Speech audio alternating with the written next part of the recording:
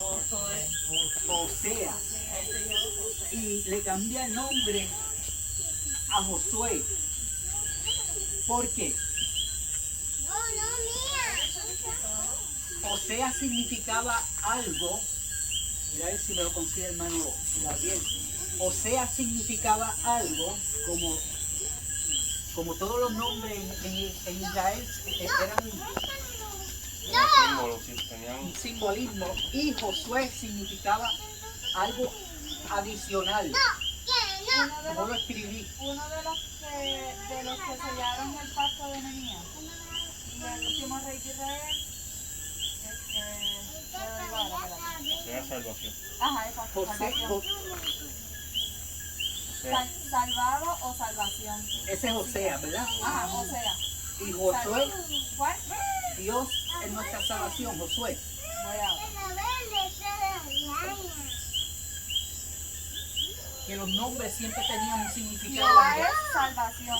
Jehová es salvación, Josué. Josué. Y Josué, el nombre griego, el nombre hebreo de Josué era Yoshua. ¿Y quién era Yoshua? En griego era Jesús. El mismo no tipificación de Jesús, vamos a decir, pues que por el nombre, ¿verdad? Jehová es nuestro servidor, Jehová salva. ¿Cómo fue que el simbolismo de Adán? ¿Ah? El simbolismo de Josué, Jehová. Dios salvador. Jehová es Salvador. Te lo digo ahora. Jehová es salvación. Jehová es salvación.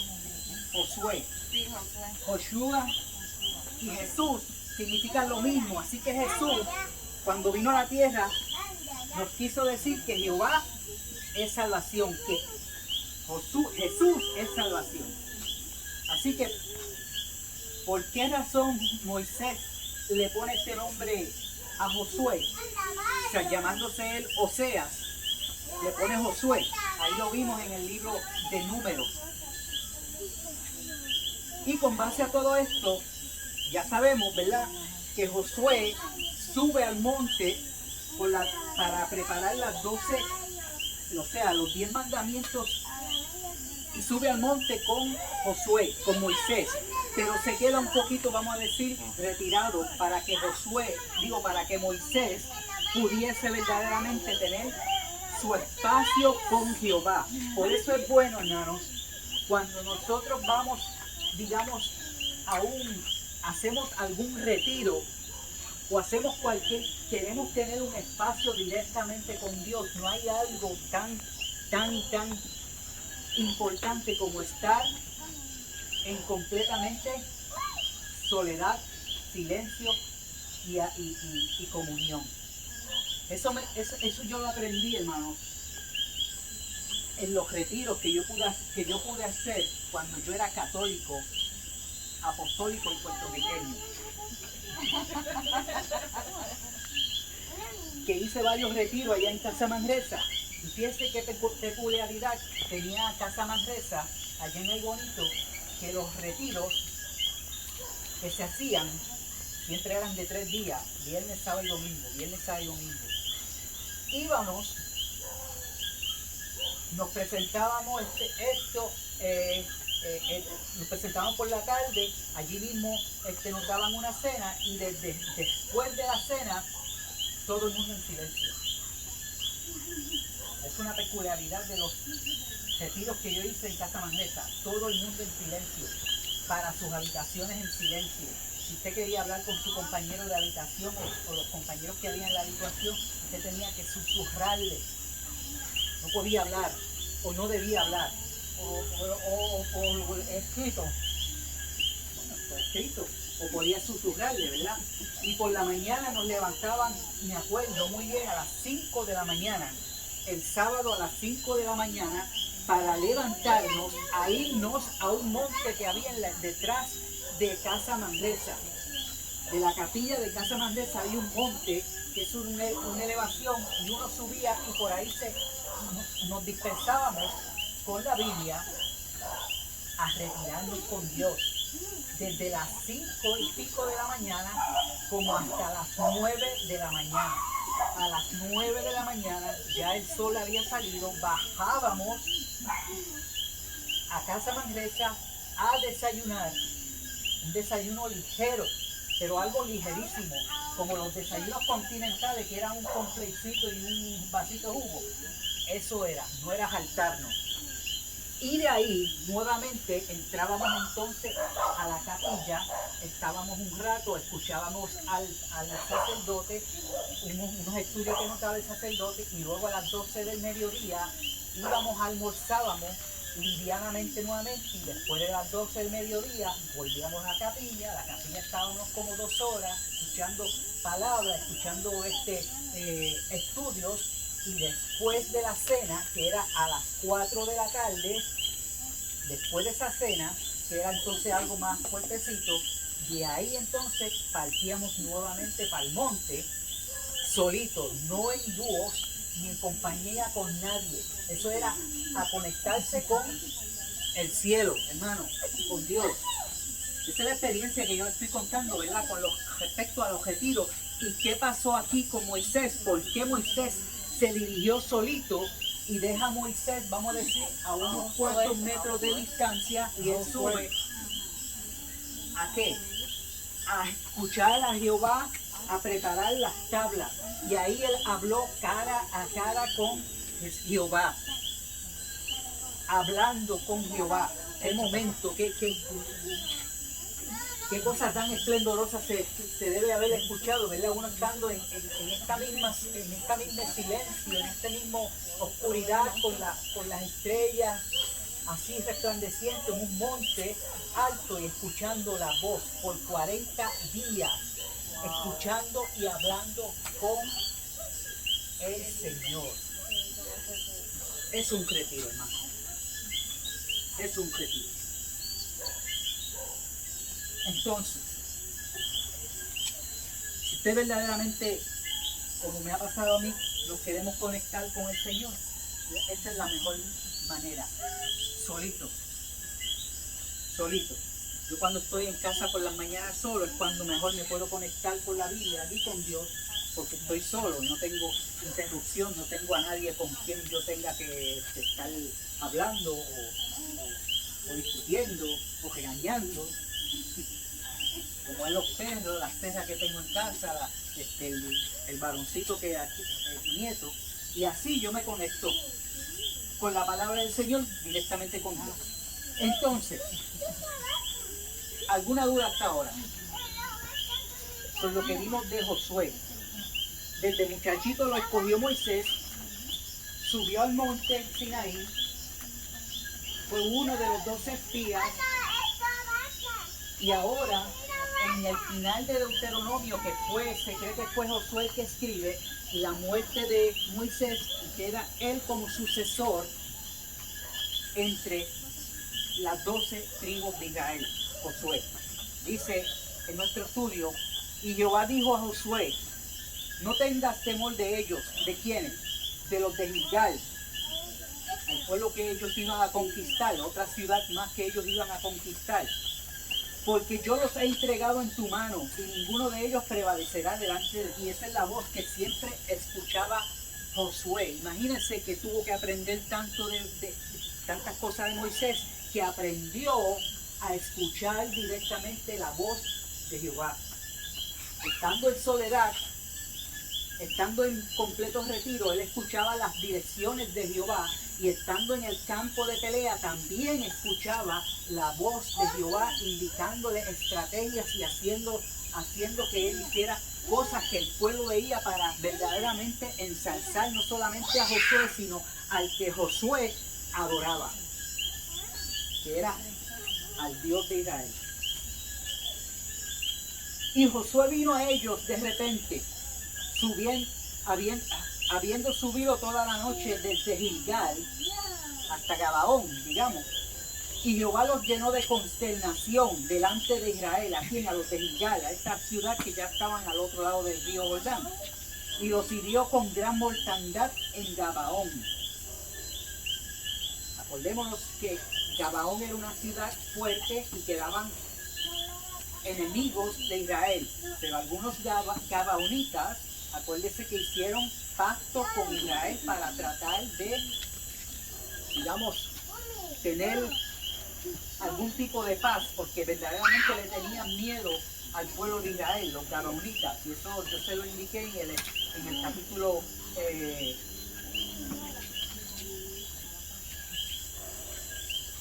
en el capítulo 9 del libro de Josué. Ahora dice que Jehová los llenó de consternación y los hirió con gran mortandad y los siguió por el camino que sube de Betel a Aronía y los siguió hasta Seca y Maceda. Eso es el ejército de Israel hiriendo a los gabaonitas y a los de Gilgal, mientras iban huyendo de los israelitas a la bajada de Bet Orón. Fíjese lo que hace Jehová. Jehová arroja desde el cielo grandes piedras sobre ellos hasta Aseca y mueren. Y murieron muchos guerreros enemigos de Israel solamente por las grandes piedras de granizo que cayeron del cielo, que los que el mismo Israel pudieron matarlos. O sea, que ellos no tuvieron que hacer mucho esfuerzo, pero sí estuvieron en el campo de batalla. Y los guerreros de Israel observaron y vieron todas esas cosas que estaban ocurriendo. Y ese que Josué era un gran líder, era un gran guerrero que había preparado Israel no era una tribu guerrera. Israel verdaderamente aprendió a guerrear en el desierto durante los 40 años después que subieron de Gilgal a ver la ciudad, que fueron enviados como espías. Ahí donde después de eso, entre el interín de esos 40 años, Josué es que viene estando preparando a líderes y a hombres de guerra del pueblo de Israel para batalla. Recordemos, no eran miles, no eran cientos, no eran miles. Podrían decir que eran millares, bueno, no tanto millares, pero más de 500,000 guerreros de hombres que él pudo preparar. Este Josué.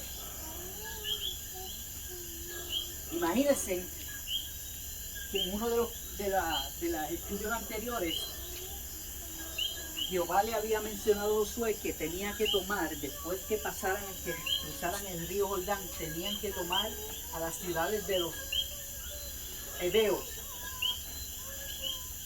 gergeseos, eteos, filisteos, gergeseos y todas estas tribus de los feos, como yo digo, y los pudieron conquistar. Todas estas grandes ciudades las pudieron conquistar. Valga a la fortaleza, a la astucia y a la valentía. Sé valiente y el esfuerzo que siempre hacía Josué. Vamos a decir que Josué entre sus 18 a 40 a 50 años, un gran guerrero. Entonces dice el versículo 12. Entonces Josué habló a Jehová el día en que Jehová entregó al amorreo delante de los hijos de Israel y dijo en presencia de los israelitas, para que los israelitas, para que el demás pueblo supieran que Jehová es Jehová. Dice, y dijo en presencia del sol, detente en Gabaón y tu luna en el valle de Ajalón. Estaban ya ellos guerreando, que habían pasado la primera batalla, y ese mismo día ya estaban entrando con los amorreos. Cuando, fíjese qué valentía hay que tener, en vez de pensar, ¿verdad?, que Jehová tenía el poder de eliminar a sus enemigos, simplemente lanzándole fuego, lanzándole granizo, como hizo con los de Gilgal, como lo hizo con los que anteriormente había vencido. Pudo haberlos vencido, pero esta vez Moisés pide en su batalla por los amorreos. Mira, el sol estaba cayendo, ya hasta parece que era de mediodía abajo ya, y él le dice piensa y clama a gran voz. Sol, detente, clama a gran voz. ¿A quién está clamando? No puede estar clamando a los israelitas. Él tiene que estar clamando y pensando en las proezas de Jehová. Dice a gran voz, sol, detente. Y luna, no salgas. Sol, detente ahí donde tú estás. Y luna, no salga hasta que, ¿qué? Dice la palabra. Y el sol se detuvo y se apagó la luz. Se detuvo el sol. Y el sol se detuvo y la luna se paró, hasta que la gente se hubo vengado de sus enemigos. ¿No está escrito esto en el libro de Jasher? Esto es uno de los grandes milagros científicos, uno de los grandes milagros de Dios que la ciencia ha tratado de buscarle explicación. ¿Por qué explicación? Si están tratando de buscarle explicación, fue porque verdaderamente pasó. Porque en un escrito que yo leí, como les dije en una predicación que yo hice hace un tiempito atrás, que la ciencia reconoce que en el cosmos, en el universo, falta, o en la Tierra, vamos a decir, en nuestro planeta Tierra, hay carencia de casi un día. Y fíjense que aquí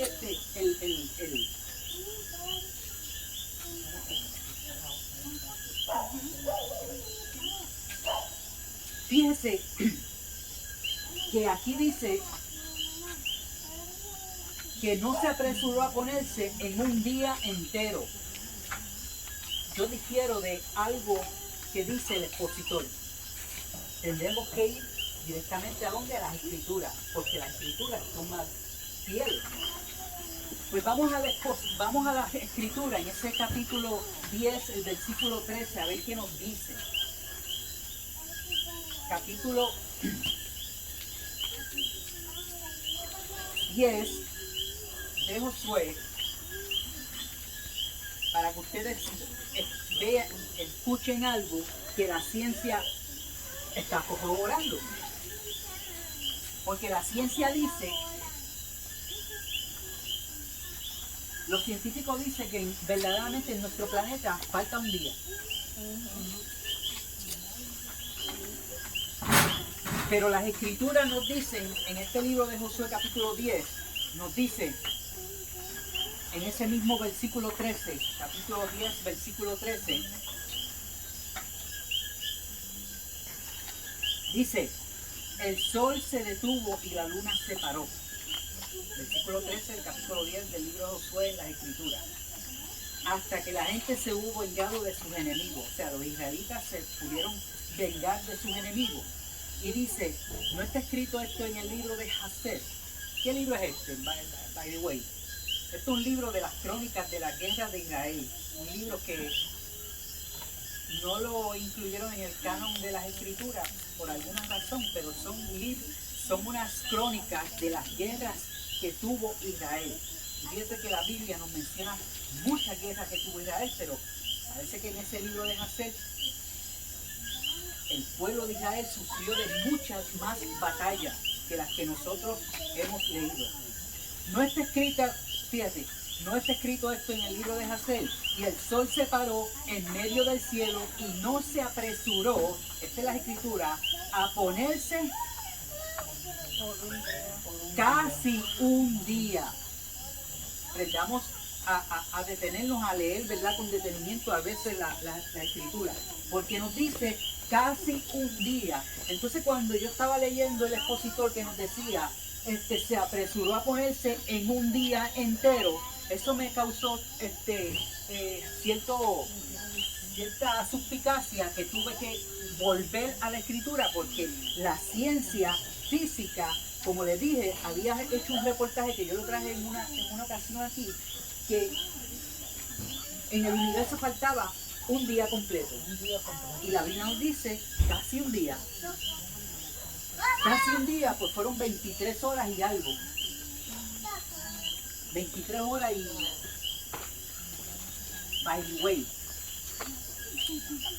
en el Antiguo Testamento los israelitas referían al día como desde que salía el sol hasta que se ponía. ¿sabes? No eran las 24 horas de que nosotros conocemos como, digamos, desde las 12 del mediodía, digo, desde las 12 de la medianoche hasta las 12 de la medianoche del otro día, son 24 horas, pero el día en la antigüedad se concebía como el día como desde que salía el sol a las 6 o a las 5 de la mañana hasta que se ponía como a las 6 o a las 7 de la noche, o 7 de la tarde. Eso era La noche. ¿ah? La noche era otro día. La noche era noche. La noche se contemplaba como decía la pastora el otro día en vigilia, primera vigilia que era de 6 a 7, de 6 a 9, de 9 a 12, de 12 a 3 y de 3 a 5. Esas eran vigilias de la noche. Así que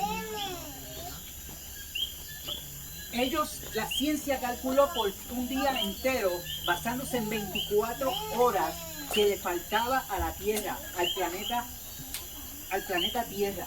Entonces, como yo seguí buscando y buscando, ¿dónde se encontraban entonces entre estas 24 supuestas, entre estas 23 horas y 20 minutos, dónde se encontraban el resto de los minutos que faltaban para comprenderse un día cronológicamente como nosotros lo conocemos de 24 horas? Pues yo se lo busqué, se los di a entender en el libro de en Segunda de Reyes, capítulo 20. Vamos al libro de Segunda de Reyes, capítulo 20. Que vamos a encontrar algo, para los que no estuvieron aquel día que yo traje esto, vamos a encontrar algo bien interesante aquí, para completar las 24 horas que le faltan en ese versículo 13 que dice casi un día. Segunda de Reyes, capítulo 20, sí, Segunda de Reyes, capítulo 20, vamos al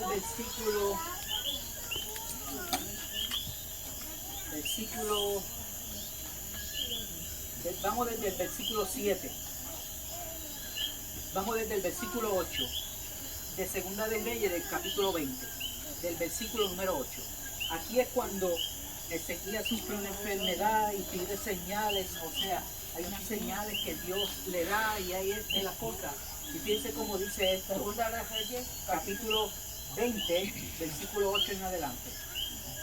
Esto es para comprender dónde falta lo de casi un día, para completar el día completo. Dice, y Ezequías había dicho a Isaías, ¿qué señal tendré de que Jehová me sanará? O sea, Ezequías era un rey que había enfermado de lepra y Isaías le estaba indicando que Jehová lo iba a sanar. Pero ¿qué señal dice? Está pidiendo Ezequías, ¿qué señal tendré que Jehová me sanará? Y que subiré a la casa de Jehová al tercer día. Respondió Isaías, respondiéndole a Ezequías, dice, esta señal tendrás de Jehová, de que hará Jehová esto que ha dicho, ¿avanzará la sombra 10 grados o retrocederá 10 grados?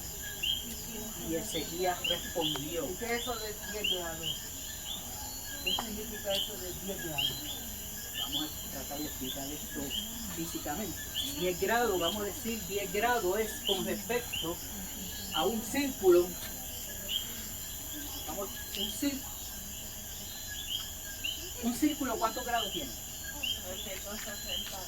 360 grados. Para completar el círculo. 10 grados es como un poquito sacando del círculo. Se lo voy a demostrar en minutos o con respecto al día, porque el día se mide, por eso mismo, en un círculo completo de 24 horas. 10 grados. El reloj era solar. ¿Ah? El reloj que usaban era mayormente por la sombra y el sol. El sol y la sombra. Por eso es que dice 10 grados. 10 grados. 10 grados es un poquito de tiempo que dice, o avanzará el sol un poquito de tiempo o se detendrá un poco de tiempo. Mire cómo dice. Y Ezequías responde, fácil es la sombra decline 10 grados, pero que no la sombra vuelva atrás 10 grados, o sea que la sombra se detenga, como pasó en Gabaón, que se detenga el sol por 23 horas y pico, que se detenga ahora el sol 10 grados en una circunferencia total que se aguante 10 grados. Entonces Ezequías le responde, fácil cosa es decir que la sombra puede declinarse 10 grados, pero que se vuelva atrás o se detenga. Entonces el profeta Isaías clamó a Jehová e hizo volver la sombra por los grados que había descendido en el reloj de Acaz, que era un reloj solar, como dijo la hermana, 10 grados atrás, o sea, 10 grados atrás que se detuvo el sol, 10 grados atrás, que calculando eso en minutos, basado en 24 horas, basado en 360 grados que mide una circunferencia, son 40 minutos. Calculando eso con casi un día entero que se detuvo el sol en Gabaón, que fueron 23 horas y 20 minutos, ¿cuánto hay? 40. ¿Más 20? 60. 60 es una hora, más 23, El día 24. completo. ¿Cuánto es el día completo ahí? Que Dios perfecto. El día completo como nosotros lo cronometramos ahora, porque en la antigüedad se cronometraba el tiempo, de día era el día y la noche eran vigilias, como les dije. Pero tratando de explicar lo que la ciencia no ha podido comprender mucho de científicamente qué es lo que ha pasado en el universo o en el globo terráqueo, que aquí falta y que es un día, pues ellos no fueron a la Biblia, y los que pudieron ir a la Biblia, los que lo pudieron aconsejar, ahí le enseñaron sobre esas escrituras que nos dice la Biblia en el Antiguo Testamento, de cómo fue posible de que en el universo o en el globo terráqueo falte tanto tiempo. O sea que estamos atrás un día. Que no avanzó.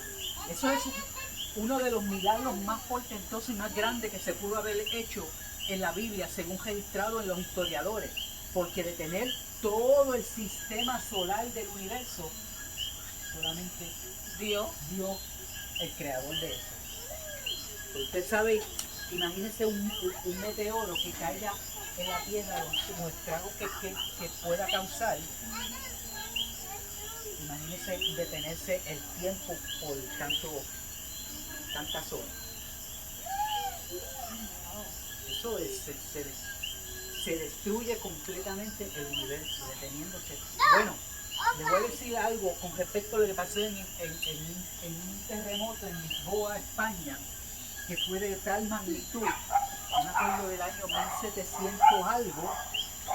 Búscame, si tienes internet ahí, Gabriel, búscame el terremoto de Lisboa, que la ciencia física indica que fue uno de los temblores más potentes que hubo sobre la Tierra, que pudo haber movido el eje de la Tierra unos milímetros de segundos, de grado o de segundo. Eso la ciencia lo describe. Ese, como toda la ciencia, la que creó Dios, se va, si va en busca de qué, de verdadera razón de ser, es por la palabra de Dios, es por la escritura. Se estima que fue de 8.5 a 9. De 8.5 a 9.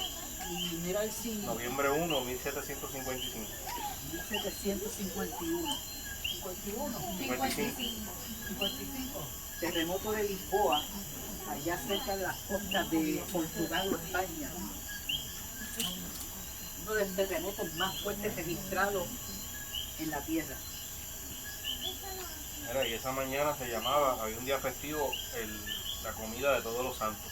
Fíjese, ¿No más? sí, hay mucha historia de ese terremoto y por qué ocurrió, como lo que está ocurriendo en Haití, ¿verdad? Y como lo que ha ocurrido en muchas cosas que a veces nosotros nos preguntamos, esa fue la mano de Dios con respecto al barco más grande que se pudo haber creado Titanic. para la historia, para el tiempo donde se hizo ese barco, que fue el Titanic. ¿Qué le pasó? Porque los mismos ingenieros, uno de los más grandes ingenieros de ese barco, había dicho, En Dios. podía hundir. Pero nosotros porque ignoramos las advertencias.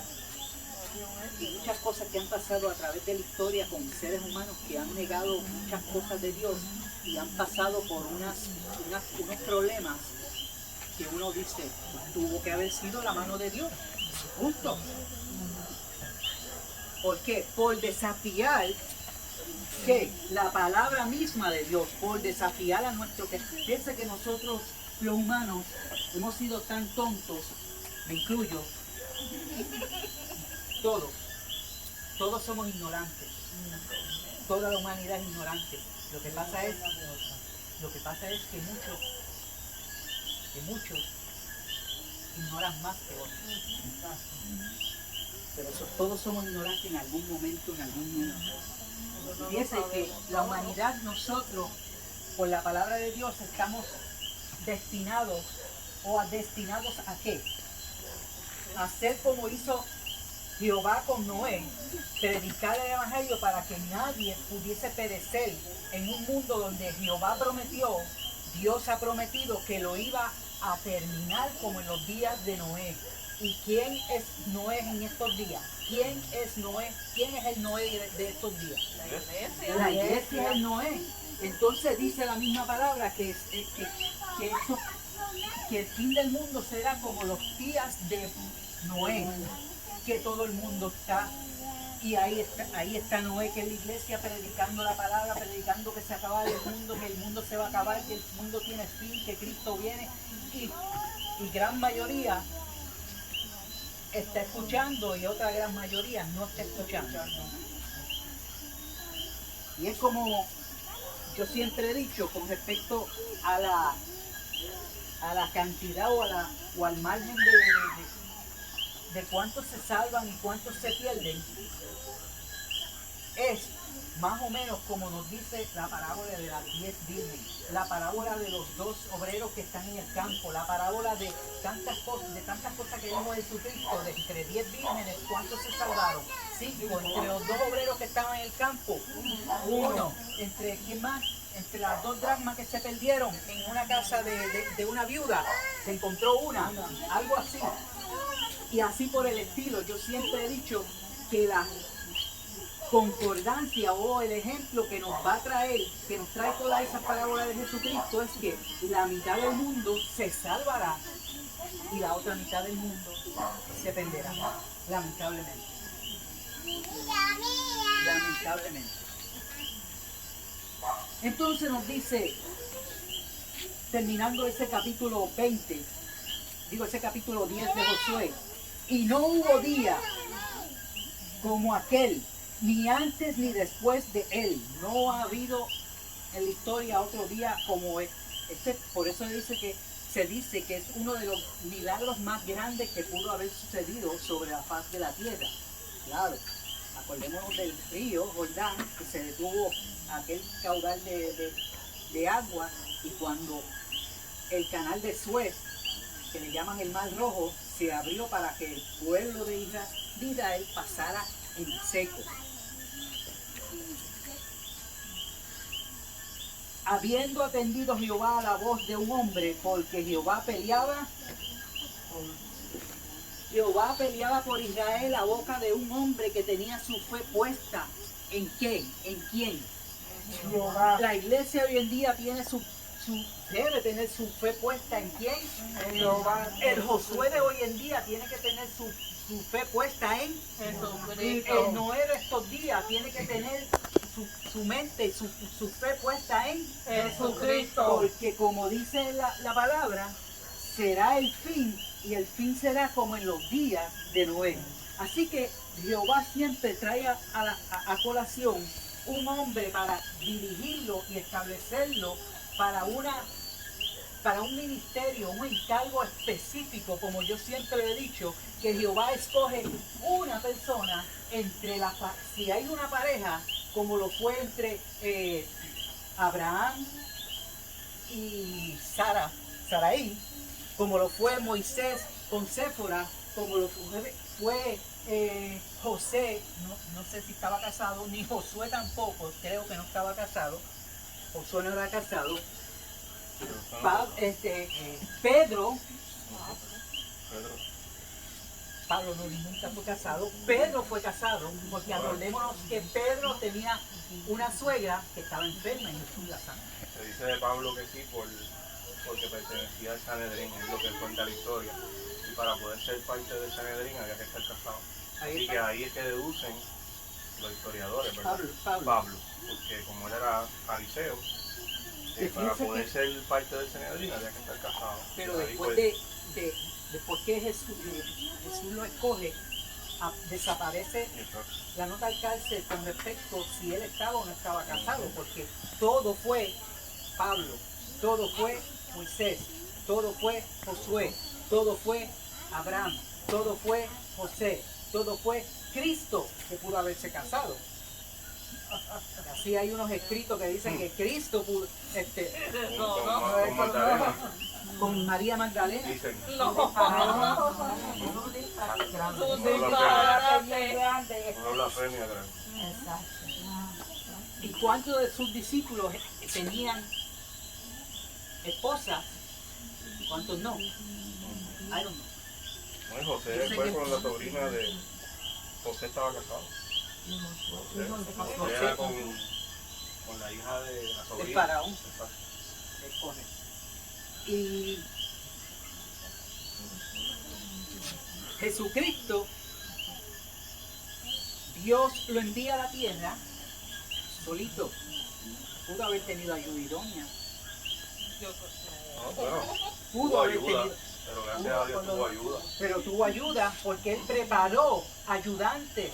No, y las mujeres, es que las Y él mujeres fueron preparó parte y él importante del ministerio del Señor. tenía dirigido los ojos directamente en quién. Vamos a ver.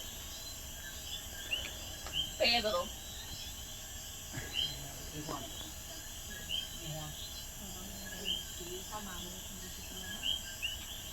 Puso los ojos a ellos dos. En Pedro y eran los más fervientes, eran los más que creían en las cosas, a pesar de que Pedro lo negó, a pesar de que Pedro pasó. Entonces Pedro y Juan tenían esposa. Pedro sí. Pedro, Juan no se sabe. No, Juan no se sabe. No hay. Pedro sí tenía esposa. Entonces, pues la esposa de Pedro, pues él se podía decir que ayudaba a Jesús, porque No. como él era de eso de Jesús. No ayudó a Jesús, ni creo que ayudó a Pedro tampoco. Las que eran cercanas al maestro fueron las que ayudaron, que fueron las Marías mayormente. Ajá. Ellas sí ayudaron de una manera poderosa en el ministerio del Señor. Las tres Marías. Y era con dinero, ofrenda, ayudando. Esa es una manera muy importante de ayudar al ministerio. Las tres Marías que fueron al sepulcro. Y una de ellas, María Magdalena, fue la primera mujer que pudo haber Que se le ver a apareció. Jesucristo. Exacto. Él escogió a una mujer, me parece que por primera vez. Así que es importante, como decimos, en nuestros días seguir preparando como se supone que sea, líderes preparando líderes, pastores preparando pastores, maestros preparando maestros, evangelistas preparando evangelistas, y así sucesivamente.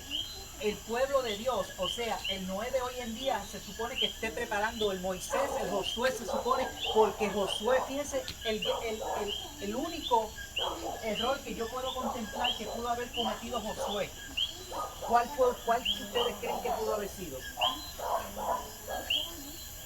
Josué se dedicó tanto a su valentía, a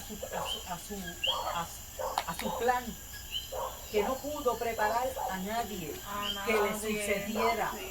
Solamente él y Caleb. Caleb era de la tribu de Judá. Josué era de qué tribu? De la tribu de Efraín. Y ninguno de ellos dos en su vejez o en su durante sus grandes batallas pudieron escoger a alguien para prepararlo. Pudieron haber escogido a un jovencito como lo hizo Moisés con Josué y Caleb. Porque Moisés le tenía también el ojo a Caleb, porque ellos fueron los dos espías que vinieron con ánimo, vinieron con positivismo, Caleb y Josué. Yo creo que por eso es que después, cuando Josué muere, es que Israel vuelve a caer en la idolatría. A pesar, Llegan los jueces. sí, exacto, a pesar que los últimos capítulos del libro de Josué nos dice, nos puede indicar que después de estas cosas murió Josué, hijo de Nun, siervo de Jehová, siendo de 110 años. Fíjese. Y le sepultaron en su heredad en Timnat-Sera, que está en el monte de Efraín, al norte del sur del monte de Gaz. Y sirvió Israel a Jehová, escuchen esto, y sirvió Israel a Jehová todo el tiempo de Josué. De Josué. Y todo el tiempo de los ancianos que sobrevivieron a Josué, o sea, de los que quedaron después que Josué muere, y que sabían todas las obras que Jehová había hecho. Pero ¿qué fue lo que pasó?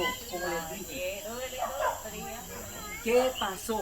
Como no haber preparado futuras generaciones para ese menester, como lo estamos preparando, como la iglesia debe tener preparando a estas futuras generaciones para que el mensaje continúe, pues eso falló Josué y Caleb, porque se dedicaron tanto al esfuerzo que Dios le había dicho, que se esforzaran y pelearan, si fueran valientes, que parece que Creía que iban a durar para piedra. no eso, porque yo Es digo, que su ministerio fue guerra, igual que David. el ministerio fue de guerra, y no pudieron preparar a más nadie, no pudieron ver a jovencitos para seguir la batalla. Josué y los guerreros de Israel vencieron a casi toda Palestina, amorreos, heteos, hebreos, algunos de los filisteos, todos los que, todos esos heteos. Pero luego entra, después que de la muerte de Josué, que no prepara a nadie, entra un libro que se llama el libro de ¿qué? Para que ustedes vean la cronología, estoy terminando, para que ustedes vean la cronología de lo que pasa cuando cometemos algunos tropiezos en nuestro caminar.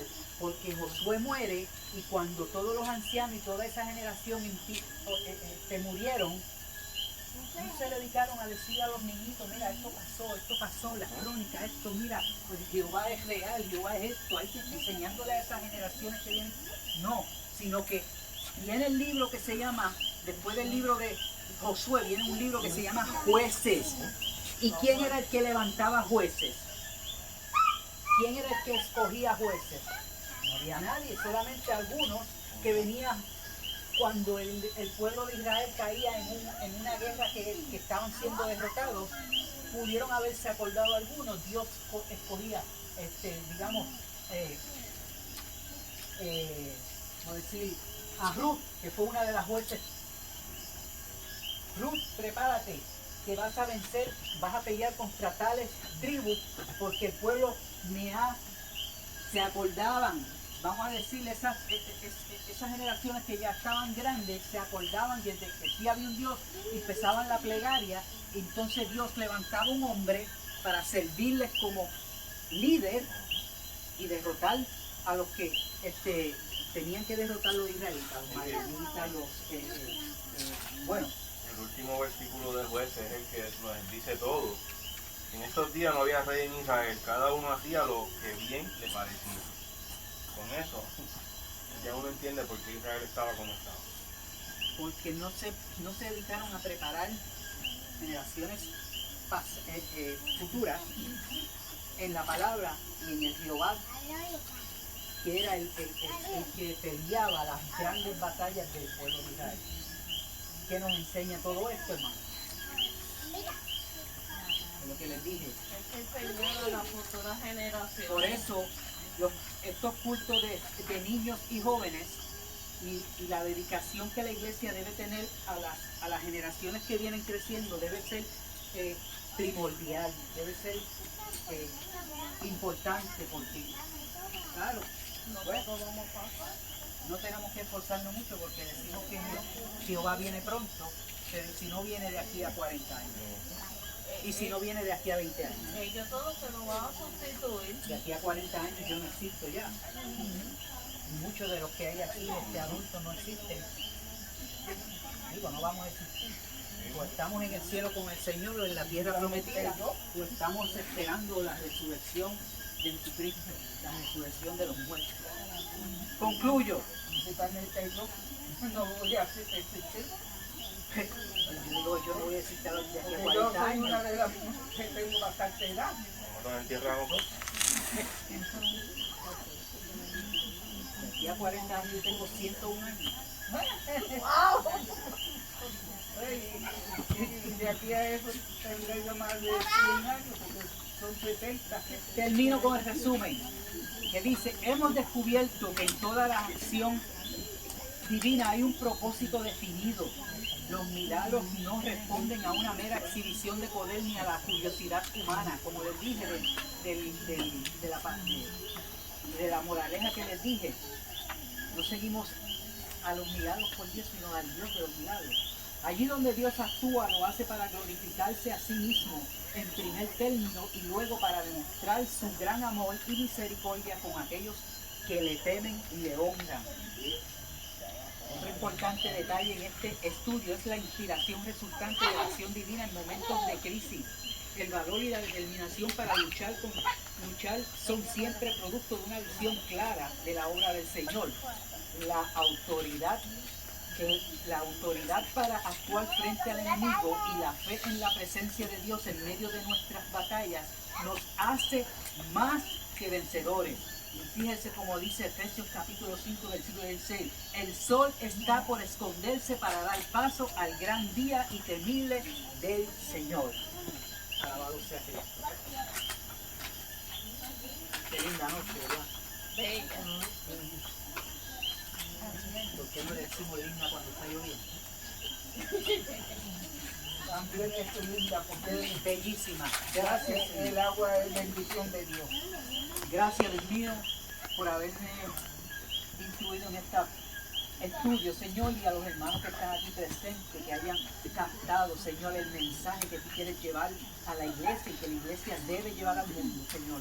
Gracias por todas estas cosas y seguiré agradecido, Señor, porque me tocaste hace 18 años con tu gran milagro de convertirme y sentir el Espíritu Santo morando en mí. Gracias, Señor, y gracias a tu Padre, gracias al Hijo y gracias al Espíritu Santo. Amén.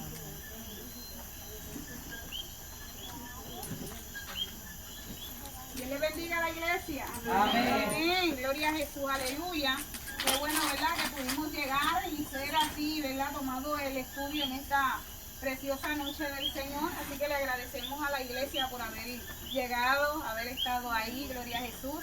En medio, ¿verdad? A pesar de que hacía calor, pero hemos permanecido, gloria a Jesús, aleluya. Así que nos resta notificarles que el viernes tenemos 2 cultos.